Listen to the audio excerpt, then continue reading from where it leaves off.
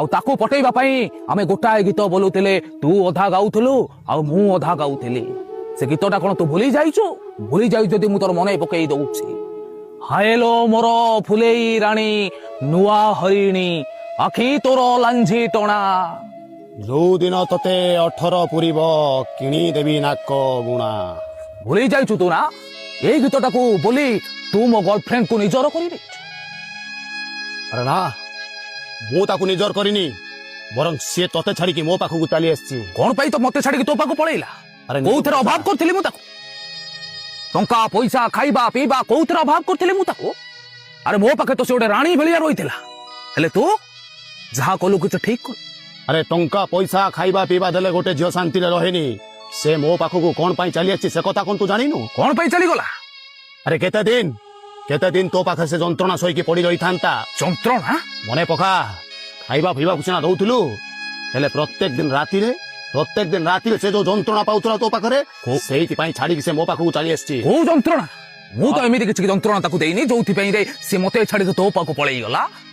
ଯନ୍ତ୍ରଣାଟା କହୁଛି ଶୁଣ, ପ୍ରତ୍ୟେକ ଦିନ ରାତିରେ ତୁ ଆସିକି ଯୋଉ ପେଣ୍ଟରେ ମୁତି ଦଉଥିଲୁ, ସେ ମୁତ ଗନ୍ଧ ସହିକି ସେ କେତେ ଦିନ ତୋ ପାଖରେ ପଡିକି ରହିଥାନ୍ତା। ମୁଁ ମୁତି ଦେଲି? ଆଉ ତୁ? ଆରେ ତୁ ତ ଅଟୋ ଚଲେଇ ଯେତିକି ଟଙ୍କା ଇନକମ୍ କରୁଛୁ ତା ଦେହରେ ଅଧିକ ଟଙ୍କାରୁ ତୁ ମଦ ପିଇ ଦଉଛୁ, ଆଉ ତୁ କଣ ମୁତି ଦଉ?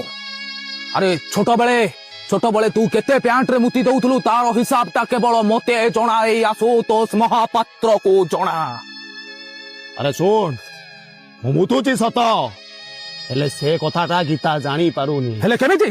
କାହିଁକି ନା ମୁଁ ସବୁଦିନ ଶୋଇବା ପୂର୍ବରୁ ହଗିସ୍ ପିନ୍ଧି ଦଉଛି।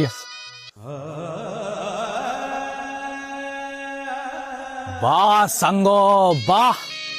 ଆରେ ଏତେ ବଡ ସ୍ୱାର୍ଥପର ତୁ, ଏତେ ବଡ ବେଇମାନ, ଏତେ ବଡ ବିଶ୍ୱାସଘାତକ ତୁ। ଆରେ ମୁଁ ଯଦି ଜାଣିଥାନ୍ତି ତୁ ଏତେ ବଡ ବିଶ୍ୱାସଘାତକ ହେଇଥାନ୍ତୁ ବୋଲି ମୁଁ ତୋ ସହିତ କେବେ ବି ବନ୍ଧୁ ବାନ୍ଧି ନଥାନ୍ତି। ଆରେ ହଗିସ୍ ପିନ୍ଧିବା ଆଇଡିଆଟା ତୋ ମୁଣ୍ଡକୁ ଆସିଲା, ହେଲେ ତୁ ମତେ ଦେଲୁନି। କେମିତି ବା ଦବୁ? ତୋ ମୋ ପ୍ରେମିକା ପାଖରେ ତୋର ନଜର ନା? ମୋ ପ୍ରେମିକା ଗୀତାକୁ ନେଇଗଲୁ ମୋ ଠାରୁ ଛଡେଇକି। ତୁ ଏତେ ବଡ ସ୍ୱାର୍ଥପର ତୁ। ଛି, କଣ କହିବାକୁ ଚାହୁଁଛୁ ତୁ? ଠିକ ଅଛି, ଆରଥରକ ତୁ ମୋ ସାଙ୍ଗେ ପକେଇଥିଲୁ ଡବଲ କଟି। ମୁଁ କହୁଛି ତୋ ସହିତ ଡବଲ କଟି ନୁହଁ କି ଟ୍ରିପଲ କଟି ନୁହଁ, ଆଜିଠୁ କଟି 4 କୋଟି। ଠିକ ଅଛି, କୋଟି ଚତୁର୍ଥ କୋଟି।